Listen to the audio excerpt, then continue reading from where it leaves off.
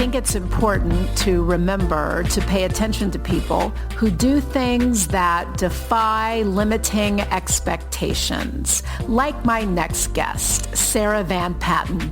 Sarah is a principal dancer with the San Francisco Ballet, which means she already exists in a league of elite artists and athletes. She's played Juliet in Romeo and Juliet, the Lilac Fairy in Sleeping Beauty, the Mermaid in The Little Mermaid, and she is a superstar who defied expectations by dancing while pregnant. Now, a pregnant ballerina who is continuing to take to the stage may not be what many people have in mind when they think of the ballet. But Sarah decided that it was, in fact, possible for her to marry her joy about her impending motherhood with her passion for her work. And so, after consulting with her doctors, who said it was okay, she danced lead roles during the first trimester of her second pregnancy, including giving a performance on the Kennedy Center stage. And during her last trimester, she performed in the Baroque Ballet's Before You Had a Name, which was choreographed by Danielle Rowe.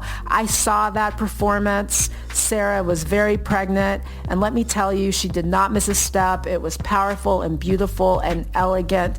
So listen, my conversation with Sarah isn't just about what you should do or what you shouldn't do when you're pregnant. In fact, we are very explicitly not giving you medical advice. We're not telling you what to do. What I hope you get from this conversation, whether or not you're pregnant, and I'm not pregnant, is why it's really important to define yourself in a way that surpasses the limitations that others would impose on you. Take a listen.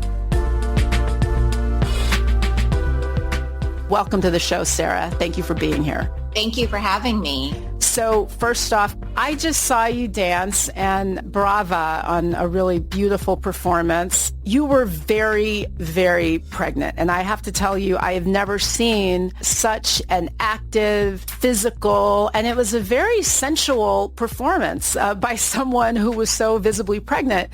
What was also interesting about this piece was that on stage with you was a violinist who was also very pregnant. What was the name of your violinist?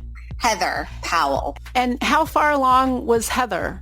Heather was in her second trimester, so I'd say mid-20s, where I was 34 weeks. I am 34 weeks currently. So the name of this piece is Before You Had a Name. I'm assuming that it has something to do with motherhood or birthing. Maybe I just assumed that because you both were pregnant and it was such a visual part of the performance. Yes, it was definitely a collaboration between a few women. Heather, the violinist, being one, myself dancing while pregnant being another, and Danielle, who's the choreographer, who has a 2.5-year-old who's actually a very good friend of my son, who's 3, and the fourth lady involved, Alyssa, who did the projections. That was also very much an important element within this piece.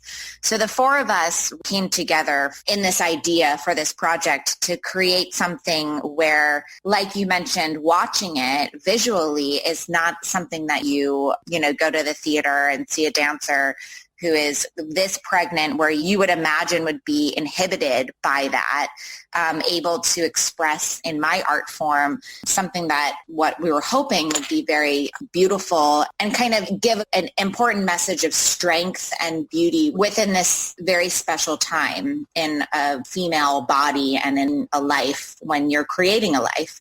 And I think to create a platform where that was possible in a performance was very unique because it isn't something that's seen or thought of as possible. So we all came together with this idea, wanting to empower others to find strength and beauty in their own lives in approaching motherhood and taking on the pregnancy plunge, if you were to say. It was a beautiful piece. I was really taken with how athletic you were during the performance. I mean, I can only imagine that it is much harder to do those movements with pounds and pounds of a human in front of you. I mean, how challenging is it? Because you were up, you're down, you're on the floor, you were really all over the place. I think what was interesting is in my head thinking about it, this is definitely going to be very challenging when we first started working on it. But what was amazing is I'm actually a lot more capable than I thought I would be. And I think a lot of that is a testament to kind of how we view pregnancy and women. Now, I do have to say I've had a very uncomplicated pregnancy. So I've been able to be very active in this pregnancy because of that. So I don't want to give the impression that every pregnancy you should be able to just go out and go do a dance, go perform. But I happen to be having a pregnancy that is going really well that enabled me to be physical. And because I'm able to be physical, I was able to really trust in my body. And then instead of get caught up in, I need to put myself in some box or shell, I feel like having that trust kind of made me surprised in myself of what I was able to do. And it seems like, in the choreography that we ended up creating with Danielle, making something really beautiful that you wouldn't necessarily think was possible, but I'm still letting my body become fully pregnant. So I've gained the weight that's needed. I'm embracing the full pregnancy experience. But because of my years and years of being a principal dancer for as long as I've been, I definitely surprised myself with how much I was able to really do. And I think that's a testament to the project and to what we were trying to kind of bring out.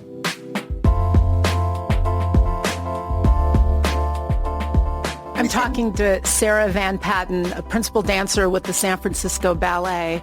Sarah recently performed as a guest dancer in Danielle Rowe's Before You Had a Name, which was recently performed at the Broad's Eye Theater in Santa Monica. I saw it. It was an incredible performance. As Sarah mentions, this was a collaboration between 4 women to really do something that was unique. Danielle Rowe choreographed the piece. Elisa Lapidus put on some very beautiful artistry, incredible projections that were behind the dancers and behind the violinist, Heather Powell, who, like Sarah, was also visibly pregnant. Danielle Rowe choreographed this piece. How unusual is it for you, Sarah, to work with a woman choreographer in all of your years of dance? Well, I've been a principal dancer for 18 seasons with San Francisco Ballet. And 2 seasons prior to that, I danced with the Royal Danish. So I've had a 20-year professional dance career, and San Francisco Ballet being one of the top companies in the world. And I work with probably 2 or 3 choreographers a season. And I've only worked with 1 female choreographer in that period. So I'm not good with math, but that is definitely a very, very, very rare thing in the dance world to have a female come in, especially in a major ballet company. And it's only very recently started to change.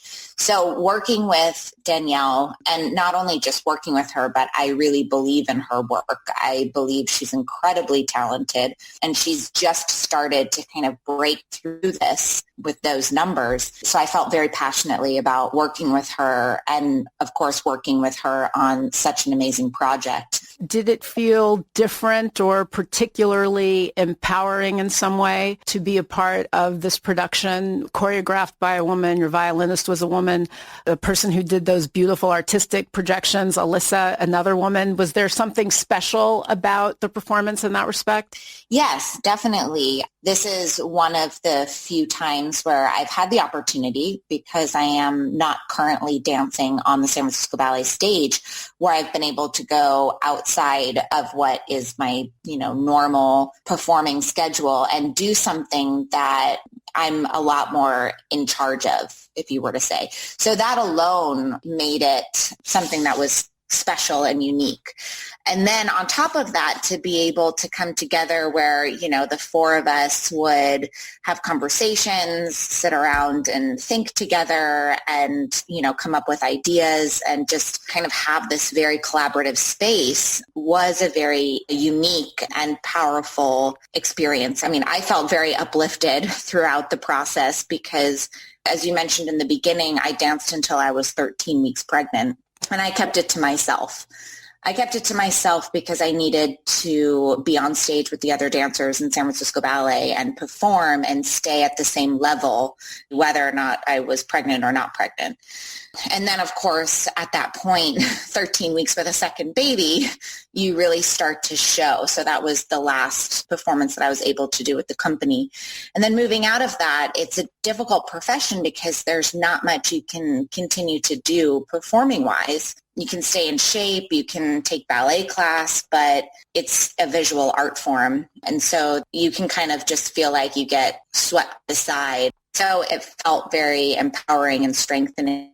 Sarah, you said something that's really interesting. Doing this performance made you realize that you were more capable than you thought. Tell us what you mean by that.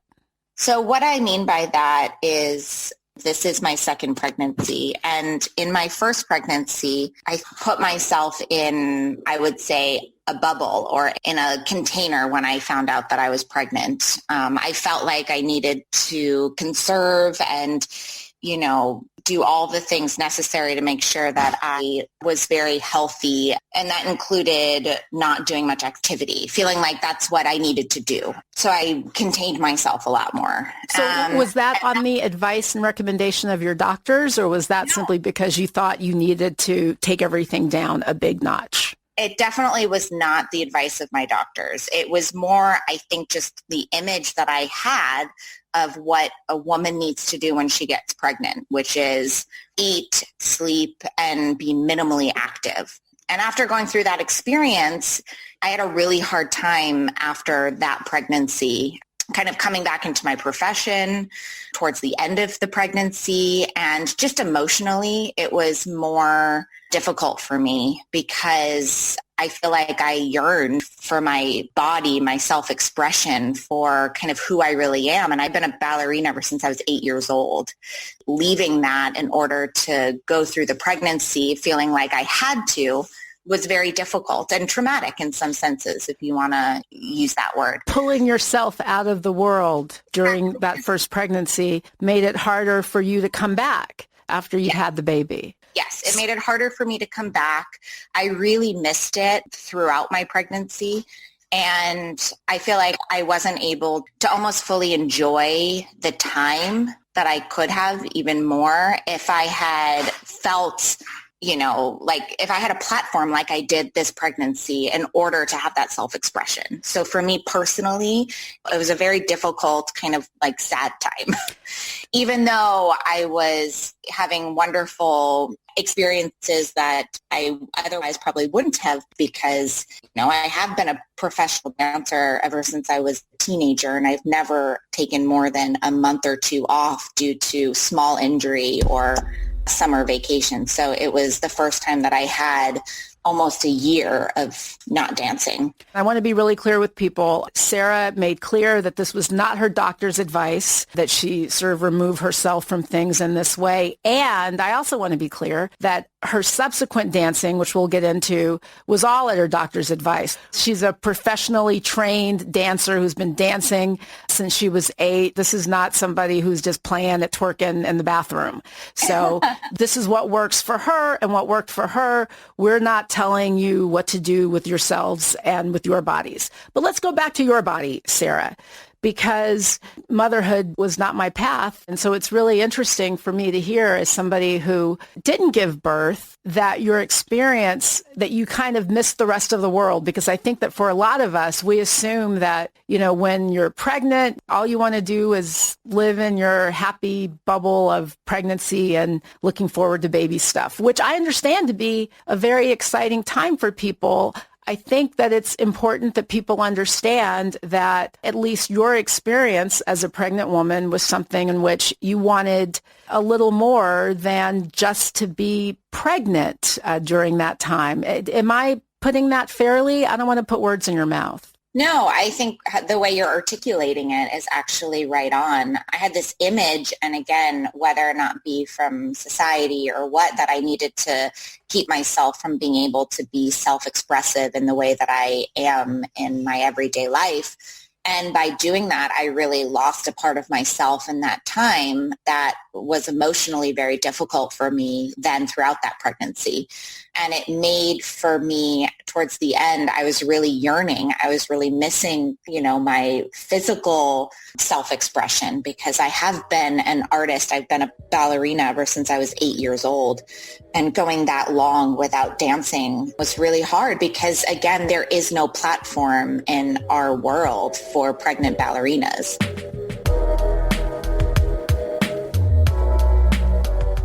I'm one of very, very few ballerinas to even go through a pregnancy, a birth, and return to the stage, let alone in this pregnancy actually perform. So I think I learned from that experience for when I got pregnant with my second child that I wanted it to be different. I wanted to feel like I could celebrate myself. I could enjoy my pregnancy. I've had, luckily, a very healthy pregnancy, so I've been able to be part of this project that really gave me the outlet that I needed and I missed that first pregnancy. That was depressing. That made me feel physically, emotionally, and then, of course, at birth. It's not a vacation for 9 months by any means. So just coming back into the pregnancy and having this has been just an incredible, inspiring and helpful part of what I've been going through while I'm creating this human being, and will return to the stage once I have him. You're having a little boy? Yeah. Your second boy, correct? My second boy, yes. I'm talking to Sarah Van Patten, a principal dancer with the San Francisco Ballet, guest dancer in Danielle Rose Before You Had a Name, which she performed in her third trimester of pregnancy. So you find out you're pregnant. You're very, very happy, but you are apprehensive about what this is going to mean for you work-wise. So you just keep going to work and you don't tell anybody. Now, tell us how you come to the decision to continue dancing during your first trimester while at the same time keeping it secret. Because at one point you're on the Kennedy stage. So tell us about that. Yes. So there was a mix of reasons as to why I continued before saying anything. First reason is, for obvious, I think, reasons, is you want to get far enough along to where you know that the pregnancy is going to stay, if you would. And waiting until you're through that 10, 12 week mark is really important, just because, there is a possibility that it might not stay through that period. The other part about it, and for whatever reason, I just felt like I was coming into these performances in the Kennedy Center. I was dancing 2 of the ballets on one of the programs. And I wanted to know that I was dancing at the same level that I would have been dancing whether I was pregnant or not pregnant with the rest of the company. And I guess being a pregnant ballerina, it was important to me that I didn't all of a sudden, if I, revealed that I was pregnant, be looked at any differently. So you checked with your doctor in advance, I'm assuming. Yes. And your doctor says, no problem, you can you tell a doctor that you want to, continue. And I remember, as I mentioned before, with my first pregnancy, I explained that I was the principal ballerina and that my rigorous rehearsal days. And I was waiting for her to say, okay, well, it's important for you to really kind of, stop doing this and that and all this stuff. And she said, oh, well, you could probably keep going till you're 5-6 months. And I looked at her thinking, like, really? It surprised me. From a medical standpoint, as long as I'm feeling good and I'm able to continue. Was your husband supportive? Very supportive. And we talked a lot about having another child. It wasn't something that just kind of happened and we were like, yay. It was something that we very much discussed for quite some time before, because of the implications that it has on my career, on my body, on somebody who's 34 and had an 18-year career as a ballerina. So he's definitely been incredibly supportive and has always made it so that, ultimately it is my decision in terms of what I want to do. And so he's always been incredible in that sense. I'm talking to Sarah Van Patten, a principal ballerina with the San Francisco Ballet, guest dancer in Danielle Rose, Before You Had a Name. I saw Sarah perform in Before You Had a Name, which she did while in her third trimester. It was an incredible, riveting performance. I thought it was absolutely beautiful. Sarah, what are some assumptions that you think that people have about pregnant women and pregnancy that just aren't warranted? I think when women or at least when I got pregnant the first time, it was that I needed to basically be a homebody, be eating and sleeping. And yes, there's a component of that is important for your body, but basically remove myself from my normal everyday activities because now I'm pregnant. And so I'm kind of this boxed in, person. And I felt after going through that, that's not the case. And that I feel a lot more empowered in this pregnancy to be much more active, to continue to dance, to continue to self-express. And because I don't have any medical limitations, that I can go out and live my life as I pretty much did before and bring my pregnancy through that and not prohibit myself from those things that I used to do just because I'm pregnant. So you danced during your first trimester, including giving a performance at the Kennedy Center in Washington. Nobody knows you're pregnant at the time. And then after the fact, you're like, hey, you guys, guess what? I did that while I was in my first trimester. What were people saying? Were they like, oh my gosh, you're our hero? Or were they like, what? Like, what was the reaction? I had told a few of my close friends because I was, second pregnancy, as many people know, you start to show sooner. And when you're 12, 13 weeks, you start to get that level of just kind of rim around your midsection. And being a ballerina, when you're wearing tight clothing, that can become very visible very fast.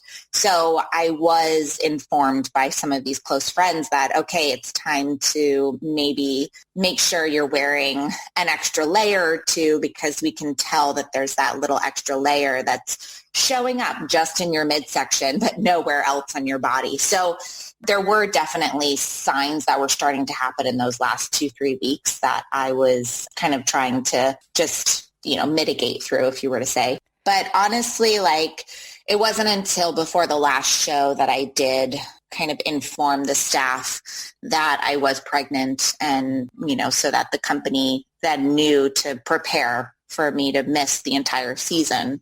And at that time, as I said, they were definitely not expecting it. I think because maybe I have a child and maybe because I was performing and I was continuing to be at the level that I was even when I was not pregnant and pretty much in the same form, even though I had started shifting slightly, but I had manipulated things in a way so that it wasn't as obvious. But ultimately, I think everybody celebrated the news of it for sure. Because I have been there for a long time. On that level, you do kind of start to become this family unit. And so I did have a lot of support coming out of the company for people who I've worked with and been with for such a long time.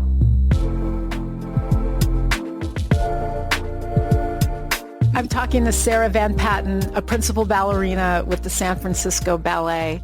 I know that your experience is unique and personal to you. We're not giving medical advice. We're not telling women what they should or shouldn't do when they're pregnant. Those are decisions they should make with their doctors. I would like to ask you, though, if you think that there are things that professional dance companies could do to be more accommodating to ballerinas who want to have families. Because as you point out, it's not really like being a lawyer, right? Because you can take some time off and then women come back. They come back to the practice in their 40s and their 50s and later. It strikes me based on some of what I've learned from you that, returning to the stage at 40 or 50 as a principal ballerina is probably not the usual path. So if you want to have children as a dancer, I imagine you need to sort of do that and make it work in some way with your professional life. How do you think the dance community can be better accommodating to mothers? I think that's a great question. And I would love to see other women take the chance experience pregnancy and motherhood and come back to their art form. Because honestly, until you become a mom, and for me, I feel like my career has actually just started. It's actually just taken off because of the experience that I've had being a mother. That enriching role I just find so unbelievably valuable. I think the more mothers, the more women who feel the support and comfort into taking that risk, that dive, will start to kind of realize the benefits that can come out of having, you know, women who are in a more mature place in their careers and experiencing the amazing aspects of motherhood while being able to enrich their artistic careers on the stage. What's been the hardest thing about continuing to perform while you've been pregnant? Has it been the physicality of it, or is it something else? I think there's a mix of things. I think something else to bring up is, you know, in a lot of fields, you have people you can talk to. You have, you know, so-and-so's been through it and, you know, knows how to help juggle X, Y, or Z. And that's what I think is also difficult, is there aren't very many mothers for me to turn to when I'm trying to figure out, well, how do you juggle your child? Because I have a toddler, I'm dancing, and I'm pregnant. There's nobody that I turn to who's done this before. So you're a trailblazer. That's the kind of thing, is like, I just take one day and I'm figuring it out. But that's what's exciting about trying to, you know, open this avenue and this door for more female ballerinas and artists and dancers to feel like they can continue to stay on the stage, be mothers, and still be celebrated and wanted within the community, and also be able to then obviously come back to it. And what are the ins and outs of making that work, and how can we support each other to do it? And I think once we actually have a community of women who are doing it, it's going to really help to empower others. But when there's not very many other people that are doing this, you know, you're out there on your own pretty much. Sarah, you have been dancing since you were 8 and you're now 34. So that's a lot of years. That's a lot of dancing. And I know that you've probably had to stare down a number of obstacles or people who would be obstacles. Have there been circumstances during your long and illustrious career where someone has just suggested to you that you weren't good enough? Have you ever had that happen to you? Oh my goodness, it's the ballet career. It's a dance career. Yes. Yeah, that happens a lot. How do you get past that? Because one of the things that I want to do in this podcast is to give people some encouragement, tactics, strategies, anything possible from people who have stared down powerful obstacles. So what do you have to say out there to people who are facing somebody who says, you know what, you're not good enough to be a dancer. You're too pregnant to continue doing this work that you want to do. Whatever it is that they may be facing, what do you want to tell that person about how to blow past that obstacle? I think what I've learned over my years, and it's taken many, many years of being told through many avenues, just because it is such a competitive field. It is a field where you need to have a really, really tough backbone. You need to know how to put up a shield. You need to know how to find a way to take care of yourself when things do get really tough and you're given very personal and difficult criticism and told that you're not going to make it, you're not good enough, you don't look right, you don't, whatever it is, because it's a really, really hard thing to take in and to rise up out of. And I think with my years of many instances of that, I've learned that finding a way to take in the criticism and embracing what is going to be helpful for you, and knowing that I can empower myself through the experience of hearing the critical part that will only push me to then move past what the negative information or advice that is that I'm getting. I understand their concerns. I understand their point of view, and finding a way of making it my own, rising above, and not doing it out of spite of what was said, but doing it out of growth within my own being to be a version of whatever it is that I do feel like is possible. Sorry. Sarah, that is wonderful advice for people. I have to tell you, I think that you are an inspiration and a role model, a trailblazer, as I said, a reminder that if there is something that you want to do, that you feel that you should do, you should be there and be in that. And I saw you dance, and I just have to say this again. Your performance, and Before You Had a Name, choreographed by Danielle Rowe, just beautiful. It was such a vibrant performance and also really inspiring to me. And I really have to thank you for being here, because I think that you are going to inspire a lot of people, not just dancers, people who just want to hear that there's a way past the no. So thank you for being here, and thank you for sharing your story. Thank you for having me. That was Sarah Van Patten, one of a number of extraordinary people helping to lead the charge against being limited by anyone's expectations other than your own. Thanks for listening. If you like us, and I hope you do, please subscribe on iTunes. Please leave us a 5-star rating and a review, and maybe I'll even have a chance to read it on the air. The Tanya Acker Show is written and executive produced by me. Our editor is Roland Thier. Our composer is Evan Cunningham. Our social media consultant is Independent Creativity. Our production assistants are Chris Embry and Rachel Robillard. Our production consultant is Mike Agavino, and we record our program at the Network Studios in Culver City, California.